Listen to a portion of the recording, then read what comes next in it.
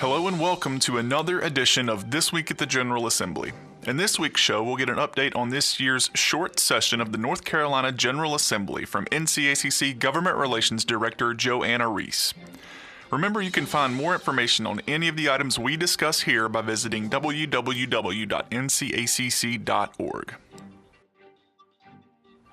The Senate passed its version of the state budget early in the morning of June 3rd.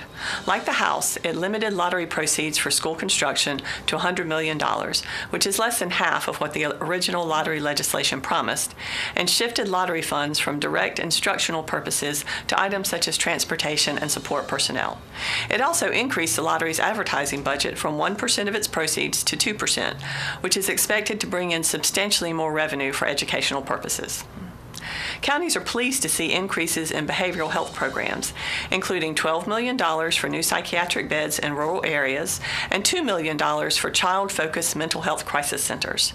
These services will help patients receive treatment before their needs reach a crisis point, keeping mental health patients out of emergency rooms and jails. Authorization for the Commerce Department to spend up to $1.25 million in block grants for broadband initiatives, which is also in the House budget, will help achieve our goal to provide internet access to unserved areas of the state. Such services become more crucial for educational, economic development, and healthcare purposes. Differences with the House budget include the amount of teacher pay raises, with the Senate being higher, and how state employee raises are structured. Also, the Senate's sales and income tax changes differ substantially from the House, and the Senate unravels part of a local sales tax restructuring put in place in last year's budget. These differences and others will have to be negotiated before a final fiscal year 2017 budget will be ready.